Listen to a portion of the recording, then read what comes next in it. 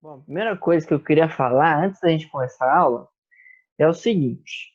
Vocês sabem, né? Eu postei lá também no roteiro nosso The Class, que existe um concurso aí chamado Concurso de Galápagos, que é daquele videozinho, né? Que vocês viram, daquele filme lá em Galápagos. E como que funciona esse negócio? Ele é um concurso criacionista. Então, por exemplo, o desafio dele é você gravar um vídeo tentando explicar ali, né, transparecer da melhor forma o criacionismo, entendeu? É você tentar fazer um vídeo criacionista para promover o criacionismo, como se fosse isso. Então, trouxe aqui algumas dicas, já tinha postado também no meu WhatsApp, para quem tem meu WhatsApp, né, no status ali, não lembro se eu postei no Insta também, mas enfim, queria te lembrar só que é a última semana para fazer as inscrições também estão na nossa última aula, no nosso roteiro do e-class, deixei em PDF. Então você vai abrir lá, aí vai ter o regulamento, por exemplo, do concurso. Aí você vai ver que tem muitas páginas, então vai direto para a última, porque está na última e na penúltima a inscrição e o termo de direitos de imagem, né? Porque daí seus pais têm que assinar também, que você vai estar aparecendo no vídeo. Mas, gente, faça o vídeo. Você deve estar pensando assim, mas eu não vou ganhar, né? Em primeiro lugar lá da América do Sul, tudo, né? Mas vou te dar uma dica. E se você ganhar da sua escola? Afinal de contas, na escola a concorrência é menor, né? Bem menos gente fazendo. Então, se você ganhar na sua escola, também tem prêmio, entendeu? Também você vai levar coisa boa para casa. Então, sei lá, tente fazer, entendeu? Se dedica aí, ó. Tem até umas dicas aqui, ó. Se você não tem um tripé em casa, tem uma forma de você fazer uns tripé em manual, entendeu? Você dá umas improvisadas, fazer o tripé aí meio, né? Enfim, de um jeito que você achar que vai dar certo. Que é só algumas dicas, algumas ideias. Também, se você tá sem uma boa iluminação, também tem a dica aqui, ó. Pegar uma caixa, colocar ali ó, ao redor de uma luminária, né, de uma luz, e aí você acabou de criar um softbox, né? Então você consegue aumentar, ampliar a iluminação do seu vídeo.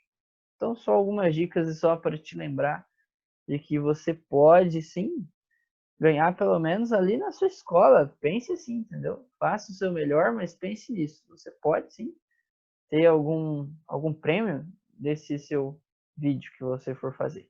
Estamos na última semana, então ou você corre agora, ou quando acabar agosto já não vai mais dar tempo. E a nossa prova? Eu queria falar com vocês da nossa prova, por quê? Porque eu postei na última aula nossa pelo Eclass, está lá o roteiro da nossa prova. Agora eu percebi que para 9.2, você que é da 9.2, na quinta-feira, se não me engano, que foi quando eu postei, eu tinha esquecido de abrir para vocês me mandarem. Então, na sexta-feira eu já corrigi isso aí. Eu já abri lá, então eu coloquei até mês que vem para vocês me mandarem essas tarefas, tá bom? Então, volta lá na aula, você que tinha mandado. Se você tinha tentado mandar alguma coisa e não tinha conseguido, é por isso. Eu tinha esquecido de marcar a caixinha lá. É muita correria, às vezes a gente esquece mesmo.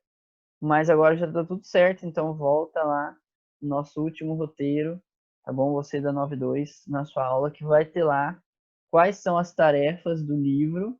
São algumas tarefas que todas elas somando dá a nossa prova número 1. Então me mande a foto da sua atividade feita, beleza? Não se esqueçam. E é isso aí. Então vamos lá falar da nossa aula um pouquinho aqui. Hoje eu queria falar com vocês sobre esse assunto aqui, ó, os desafios do mundo pós-moderno. Você sabia que você vive num mundo que ele é considerado hoje como pós-moderno? E o porquê disso a gente vai falar nessa aula de hoje. Por que que a gente vive num mundo pós-moderno? O que que isso impacta na minha vida? Afinal de contas, né? Nós não temos outra opção. Alguém está com o microfone aberto aí. Deixa eu ajudar você. Espera aí.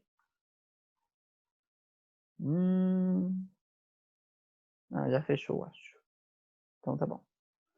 Então, galera, é o seguinte, desafios do mundo pós-moderno, né? O que implica na nossa vida a gente está vivendo esse momento em um mundo pós-moderno. Por isso coloquei também o título de Subindo e Descendo. Vocês vão entender no final porque eu coloquei Subindo e Descendo. Você já percebeu que hoje em dia a gente vive num mundo cheio de tecnologia mesmo? E é uma coisa até esquisita porque tem gente que na frente da câmera fica toda sorridente, né? Faz lá aquela selfie maravilhosa, como se tivesse, né, com a vida 1000%. Tô feliz, tô bem, tô ótimo, né? Tem até aquele pessoal que vai na frente de, sei lá, que vai num lago ali para fingir que tá caminhando, né, com roupa de caminhada, bate aquela selfie assim, nossa, me esforcei muito. Mas é tudo fake news, né? Tudo falso, tudo falsificado. Na verdade, a pessoa nem fez aquilo, só tá fazendo para postar na rede social e fingir que ela tem uma vida de um jeito, mas na verdade tem de outro, né? E tem essa imagem aqui também que eu achei o máximo, faz um contraste aqui com a época antiga, né, dos cinemas, com hoje em dia, com tanta rede social que a gente tem hoje em dia, e como que hoje em dia essas redes sociais elas engolem a gente, né? Hoje em dia a gente acorda já conectado em alguma rede. Normalmente no WhatsApp, né, já se comunicando, depois já, né, você migra para o Instagram, você migra para o Facebook, enfim, você está sempre conectado. Tá aí essa nossa geração. E interessante também dessa nossa geração é que é uma geração que tem descartado algumas coisas, né? Você já deve ter ouvido dizer que hoje em dia o mundo tem se tornado muito descartável. E o sentido desse descartável é literalmente o mesmo sentido de quando você tem lá um material que você chama de descartável, ou seja, você pode jogar fora, você pode descartar aquilo. Então, como assim que a gente tem um mundo mais descartável? Para pensar. Hoje em dia, as coisas são feitas para não durarem muito tempo, né? Começando pelas coisas que a gente compra. Já parou para perceber isso, né? Você compra hoje um celular, ele dura 3, 4, 5 anos estourando e é o limite da vida útil dele. Justamente para que isso se torne descartável e você tenha que substituir. Então você vai ter que procurar um outro.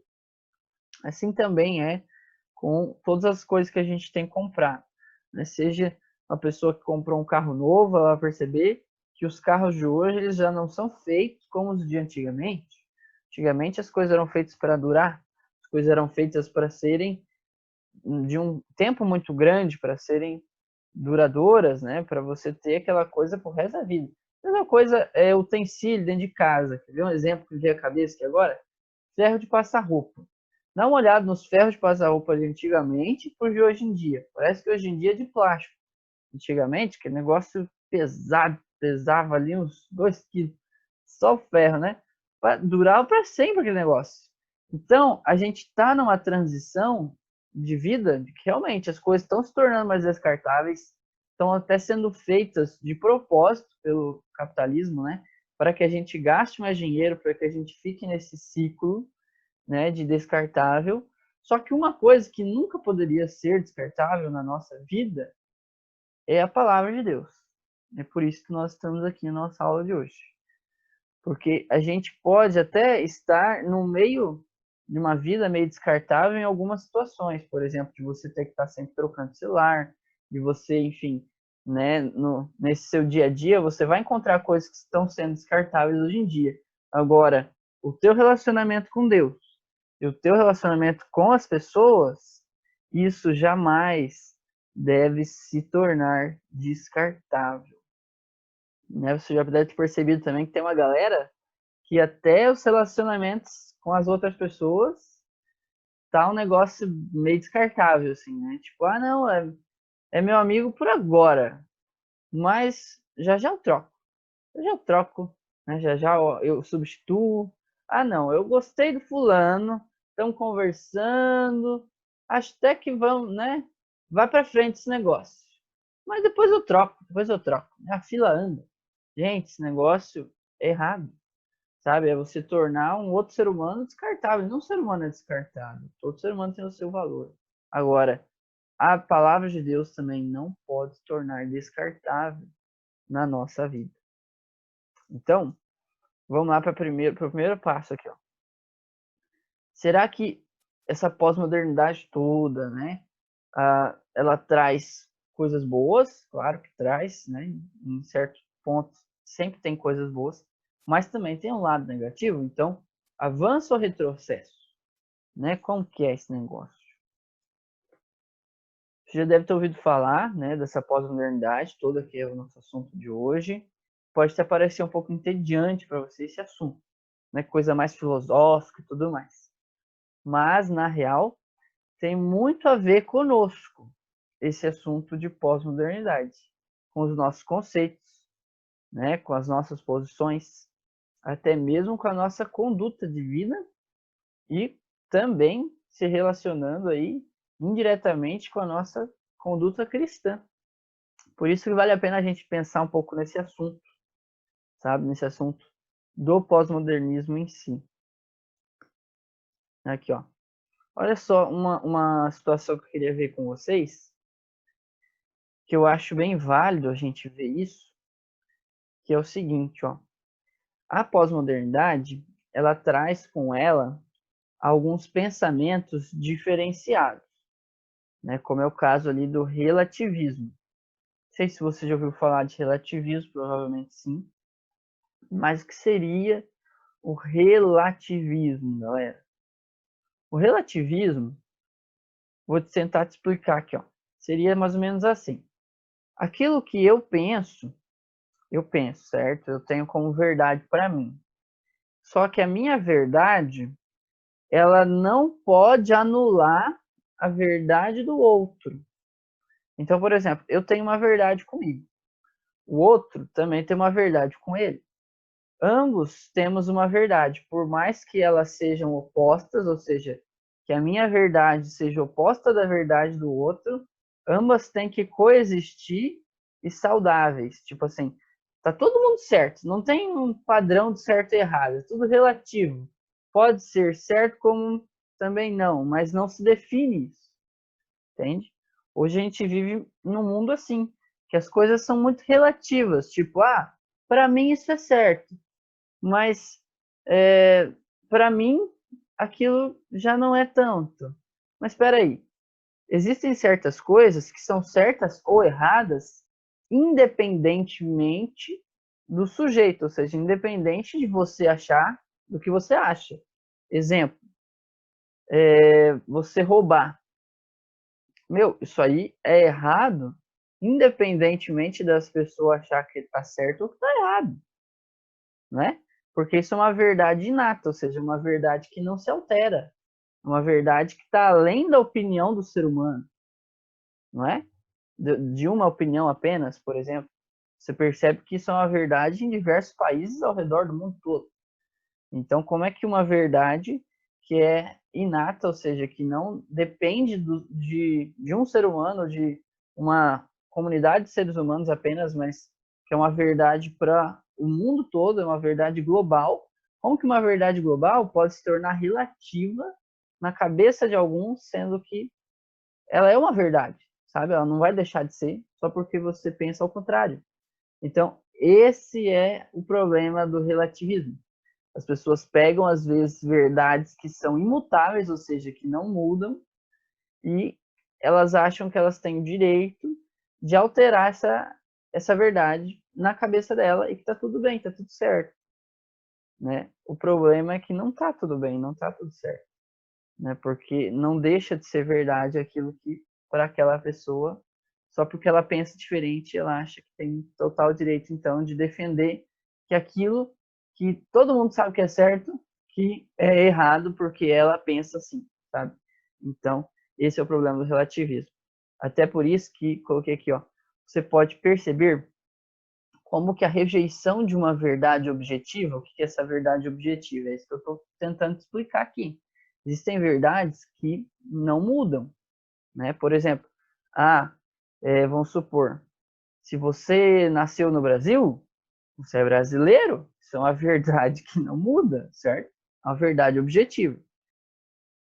Agora, esse planeta relativo tem aberto caminhos para várias verdades. E as pessoas não questionam essas verdades, porque daí entra numa linha de politicamente correto, sabe? Não, não é politicamente correto. Você, né, não deixar a pessoa pensar do jeito dela. Ah, então quer dizer que se ela nasceu no Brasil, ela vai dizer que ela é alemã? E ela não é, né? Ou seja, ela vai dizer o contrário daquilo que é uma realidade. E tá tudo bem, tá tudo certo, porque afinal de contas, a verdade é relativa. Peraí, será mesmo? Em todos os casos, a verdade pode ser considerada relativa? Então, isso de algum modo vai chegar na nossa fé. Exemplo, vamos agora trazer para o mundo religioso daqui, né? Como vai chegar a nossa fé? Dá um exemplo. A pessoa lá, te dei o exemplo já de roubar, né? Mas vamos supor que para uma pessoa é certo que, enfim, vamos ver aqui uma situação que acontece no nosso dia a dia. Uma pessoa ela vai bater na tecla de que para ela é certo que ela não deve respeitar o pai e a mãe. Vamos supor que isso esteja acontecendo. Ah, mas se a verdade for relativa, então eu vou falar assim, depende, né? Depende, né? Realmente, né? Depende de como que é o relacionamento dele lá na casa dele, depende de muita coisa. Mas espera aí, não há verdade inata de que o pai e a mãe devem ser respeitados, né? E que eles estão acima dos filhos, né? Deve existir um respeito ali, né? Então, na verdade, a gente pega uma verdade que ela é inalterável e a gente começa a mexer com essa verdade. Claro que eu só dei um exemplo bem bobo, mas na verdade vocês sabem que existem situações bem mais profundas do que essa, né? De situações aí, todo mundo tá na cara que aquilo que a pessoa tá falando que é uma coisa boa para ela é uma coisa ruim, é pecado às vezes até, mas não, para ela aquilo tá tudo bem, porque afinal de contas é relativo. Tudo relativo, é tudo conforme o que eu quero, o que eu acho, o que eu penso. Aí é difícil, né? Por isso que o John Piper, que é esse carinha aqui desse quadrinho amarelo, fala assim, que em tempos de relativismo, nos quais as pessoas não gostam da verdade absoluta, né, da verdade objetiva e imutável, os seguidores de Jesus serão acusados de arrogância, né? Porque a gente diz o quê? Que a Bíblia é uma verdade que não há mudanças, ela é verdadeira e ponto. A Bíblia está acima de tudo, né? Ela é um livro poderoso porque é um livro de Deus. Agora, quando a gente afirma que isso é verdade absoluta, pronto. Aí a galera do relativismo se levanta. Fala, epa, peraí, não é bem assim, cada um tem a sua própria verdade. Será mesmo? Cada um tem sua própria verdade? Opa, aí, vamos ver aqui, ó.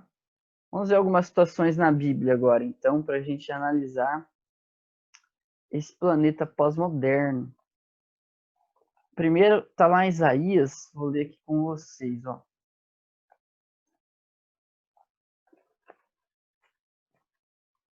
Isaías 5. Existe uma mudança intelectual também no ser humano hoje em dia. Vê, ó. Isaías 5, verso 21, fala assim. Aqui, ó. Ai dos que são sábios a seus próprios olhos e prudentes em seu próprio conhecimento, em seu próprio conceito. O que a Bíblia está dizendo é o seguinte: existem pessoas que acham que elas são sábias com os próprios olhos delas, tipo assim, sabe, nossa, sou muito inteligente, minha geração é demais. Eu acho que eu que sei as verdades e eu que tenho que determinar as verdades na minha vida. Peraí, será mesmo? Você se lembra que a Bíblia também tem outros textos que dizem que o coração do homem é enganoso, né? Às vezes a gente acha que aquilo é uma verdade, que é uma coisa boa para a nossa vida, mas espera aí. Será que o nosso próprio coração não está nos enganando?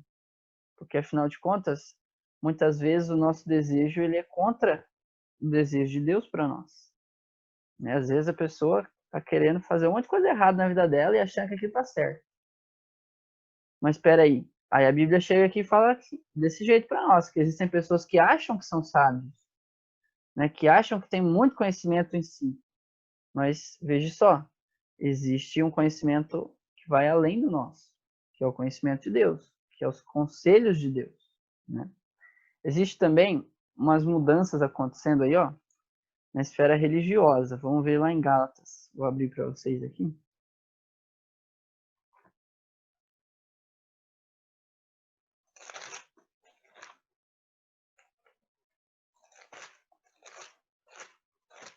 Aí, Gálatas 1, 6 e 7 fala assim, ó.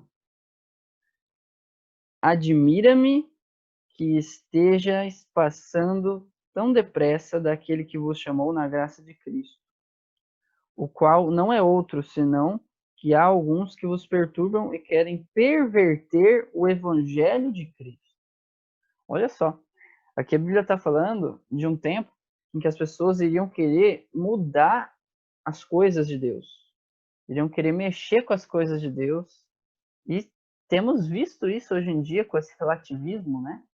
Pessoas veem uma coisa que é óbvia, que está na cara, que é daquele jeito que tem que ser, que é uma coisa que Deus disse que tinha que ser desse jeito. Quer ver um exemplo? A gente vê, por exemplo, hoje em dia, que as pessoas elas não concordam mais que a Bíblia ela é totalmente a palavra de Deus. Mas espera aí, está escrito na própria Bíblia, né? O próprio Deus deixou isso para nós. Espera aí, então a gente começa a pegar verdades que são inalteráveis, por exemplo, os 10 mandamentos, né? E você começa a falar, não, peraí, deixa eu dar uma mexida com isso daqui. Então, o ser humano ele ia ter essa vontade, Deus já sabia disso, de começar a perverter até as coisas de Deus, a começar a modificar, a mexer com essas coisas. E lá em Tiago 1,17 vai dizer para nós o seguinte, ó.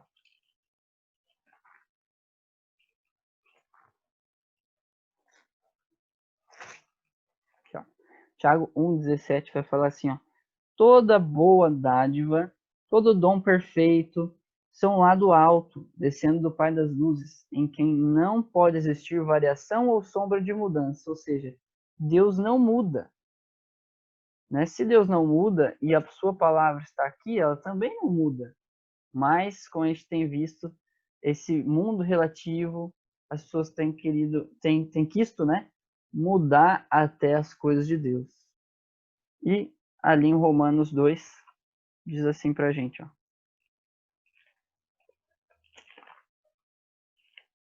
Deixa eu abrir aqui. Romanos 2, 11. Fala assim, do 11 até o 15. Porque para Deus não há acepção de pessoas. Assim, pois, todos os que pecaram sem lei, também sem lei perecerão. E todos os que com lei pecaram, mediante lei serão julgados. Olha só o que Deus está dizendo aqui, galera. Deus está dizendo de que a lei dele, a palavra dele, é que é o critério de julgamento desse mundo. E aí hoje em dia a gente tem pessoas que tornam tudo tão relativo e até a lei de Deus, fala, não, isso aí é, né, não tem problema não, você está fazendo as coisas erradas aí, mas ó, tá tudo certo na sua vida. Será mesmo que tá tudo certo? Segundo a palavra de Deus, não está. Então a gente percebe que existe um valor a ser recuperado a todo custo, que é a verdade absoluta, né, que ela não se altera, que é a palavra de Deus. Então a gente deve ter coragem para andar nessa verdade e se basear a nossa fé na palavra, na Bíblia, e não no que as pessoas querem que a gente acredite. Então, não sejamos alienados, né? Pessoas que seguem a correnteza, os modismos desse tempo, né? De ficar sempre pensando que as coisas são todas relativas, conforme o que eu penso, que eu acho. A gente sabe que o nosso coração é enganoso, às vezes a gente acha coisas que estão contrárias ao que Deus já disse que são, né? O que Deus já afirmou que são. Não tenhamos medo de ser diferentes, afinal de contas, se você quer seguir a Deus, você vai ser uma pessoa diferente. Você vai andar de um jeito diferente, você vai viver de um jeito diferente. Né? Você vai lutar por essa verdade que está dentro da palavra de Deus. Então aprendamos aí a valorizar, cultivar também as coisas de Deus, que vão fazer da gente vitoriosos, né?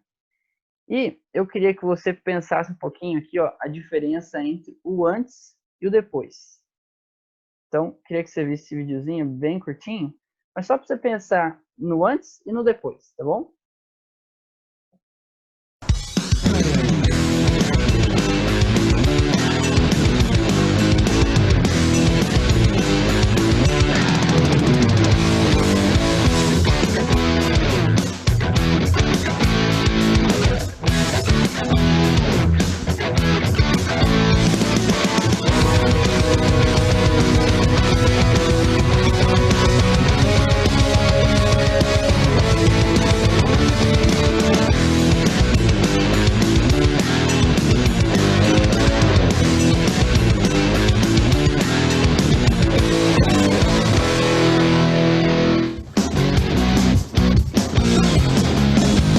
A gente está fazendo um serviço para um amigo de longa data, o quiroprático Kendi. Ele trouxe o carro dos sonhos dele, um Cadillac Eldorado Seville 1957. Uau! Olha ele aí! Infelizmente, o estado dele não era exatamente dos sonhos, então vai depender da gente para dar um trato nele e trazer ele de volta à vida. Depois de trabalhar com o Musa e fazer o projeto, chegou a hora de desmontar para ver com o que a gente vai lidar.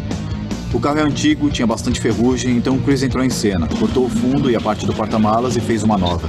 Depois as bolsas de ar foram instaladas. A gente queria fazer uma coisa diferente dos botões tradicionais, então instalamos um módulo ativado por voz. Sem ar. Depois das bolsas de ar instaladas, o carro foi para a oficina para a gente tirar a pintura. O Alex começou a trabalhar no sistema de som, enquanto o Chris consertava algumas das partes danificadas. Depois de encerrar essa parte, era a hora da pintura. O Joan aplicou um cinza metálico muito bonito. Depois foi a vez do Ryan entrar com os estêncios. Infelizmente, ele não conhece tanto de anatomia quanto de pintura, então nós tivemos que repintar algumas vezes para acertar. O Kendi também passou por aqui para instruir o Marco sobre a posição do apoio lombar nos assentos. Aí veio o pessoal da pintura especializada a ensinar a galera os truques do negócio e o verde cromado ficou simplesmente sensacional. O Chris fez uma cabeça bacana para o porta-malas e agora o pessoal está cuidando dessa parte. A gente chegou nos estágios finais, só falta testar tudo, trazer o Kendi aqui para receber o carro dos sonhos. Ai, meu Deus. Me avisa. Pronto, já pode olhar. Nossa! Olha esse para-choque! Olha o rinoceronte! Meu Deus! Essa cor é sinistra! Ficou demais, O que você achou do verde? Ficou incrível! E aí, o que você achou do carro do papai? Eu não tô acreditando que vocês conseguiram fazer isso. Cadê a ferrugem que tava aqui? Era a minha parte favorita. O buraco aqui pra aerodinâmica. Ah, caramba! Ficou demais. Ficou muito além do que eu esperava que fosse ficar. Tá aí, vocês viram a diferença do antes e do depois, meu? O carro tudo meio enferrujado, estraçalhado, e o depois, né, vira uma obra-prima. Pois é. Assim também é na nossa vida quando nós estamos quebrantados, nós estamos meio afastados de Deus e a gente é restaurado, galera. Então parece que aquelas feridas, aqueles problemas que a gente tinha, Deus ele vai recuperando, sabe, ao longo do tempo, conforme a gente vai se relacionando com ele e a gente se torna novo em folha, como um vaso que era quebrado, né? E depois ele então é totalmente renovado, restaurado. Assim é quando a gente se encontra com a palavra de Deus. Quando a gente deixa de achar que a nossa mente é que sabe as coisas, quando a gente entende que esse mundo não é tão relativo assim, porque existe uma verdade absoluta chamada de Bíblia, e que essa verdade pode trazer modificação, transformação para a nossa vida. Queria que você prestasse atenção no que o pastor Rodolfo Abrantes vai dizer. Eu gosto muito dele, das coisas que ele fala. Eu achei interessante a maneira como ele vai dizer aqui. Opa, deixa eu voltar aqui. Eu queria saber o que nós precisamos de fato para mergulharmos no Senhor e realmente infectarmos essa geração para Ele. O Senhor nos chamou para uma aliança. E numa aliança, ambas as partes têm responsabilidades. Ele é tão lindo que ele é fiel, mesmo que nós não sejamos fiéis. Então ele começa a nos mostrar a fidelidade dele. A partir daí, cabe a nós simplesmente dar uma resposta a tudo aquilo que o Senhor está fazendo. A bondade dele veio antes do nosso arrependimento. E eu creio que assim, se a gente der respostas àquilo que nós estamos vendo do Senhor, a gente vai perceber que, Nós não somos mais quem nós éramos. Eu creio que um dos grandes erros dessa geração é querer simplesmente adaptar Jesus ao seu estilo de vida e não entregar o seu estilo de vida completamente a Jesus. Eu creio que é só se tocar de que nós somos novas criaturas, não as velhas numa versão melhorada. É tudo novo. Então, assim, eu creio que, vai ter uma geração que vai permanecer. Eu tenho muita fé de que, essa geração já está aí. Mas como você imagina que nós podemos invadir os meios de comunicação, as escolas, a sociedade de forma mais efetiva? Em primeiro lugar, queimando por ele. Inevitavelmente, a graça e o talento que Deus deu a cada um vai se manifestar em algum momento. Servir a Deus não é simplesmente ter um cargo na igreja. Servir a Deus vai muito além das quatro paredes da igreja. Eu creio que qualquer um cheio do Espírito Santo é um servo de Deus, aonde quer que Deus tenha implantado. Eu creio que a primeira coisa é o secreto. O lugar secreto é você ter um relacionamento sincero com o Senhor em primeiro lugar. Tudo ao teu redor vai refletir, tuas amizades vão acabar sofrendo a influência disso, enfim. Acho muito massa como ele fala, porque ele traz ali uma questão que às vezes a gente não para pensar tanto, né? Essa nossa geração, a gente tem a mania de querer trazer Deus para o nosso estilo de vida. A gente quer trazer Deus de uma maneira personalizada, como se a gente fosse colocar Ele no nosso jeito de ser, no nosso jeito de pensar, sendo que é o contrário que deve acontecer. O nosso estilo de vida é que tem que se amoldar com a palavra de Deus. A gente é que tem que se modificar conforme o que Deus é, o que Deus pensa, o que Deus acha. Né? Eu achei bem legal também no finalzinho que ele fala assim, que a gente tem que florescer onde a gente está plantado. Afinal de contas, Deus deu talentos, Deus deu dons para cada um de nós. Então, ser de Deus não significa que você, meu aluno, vai ser perfeito, sabe? Você é perfeito. Não, ninguém é perfeito, cara. Mas significa que a gente não desiste de levantar quando a gente cai, sabe?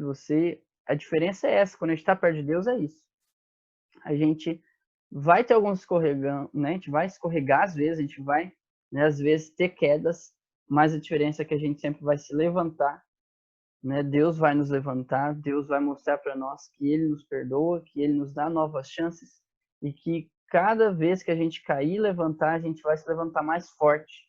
Então a nossa vida vai sendo modificada porque a gente está perto dele, a gente está permanecendo nele. E era isso que eu tinha para vocês nesse dia de hoje. Só fechar aqui. Queria fazer uma oração com vocês para a gente terminar essa aula. E lembre-se sempre, nós é que temos que nos amoldar a Deus. O nosso estilo de vida é que tem que se parecer com o estilo de vida que Deus quer que a gente tenha, e não o contrário. Vamos então falar com Deus. Santo e amado Pai de amor, muito obrigado por mais uma aula que a gente teve aqui juntos. Obrigado porque a gente pôde aqui parar para pensar um pouco, meu Deus, sobre todas essas coisas que estão ao nosso redor, ao redor do nosso mundo hoje, inclusive sobre essa mania, às vezes, que as pessoas têm de querer colocar o Senhor, os teus conceitos sobre o nosso ponto de vista, Pai. Que seja sempre o contrário, Pai, que a gente é que enxergue a maneira como o Senhor quer que a gente veja o mundo, quer que a gente se torne também dentro desse planeta. Que a Tua palavra que transforme a nossa vida a cada dia é o que a gente pede em nome de Jesus. Amém.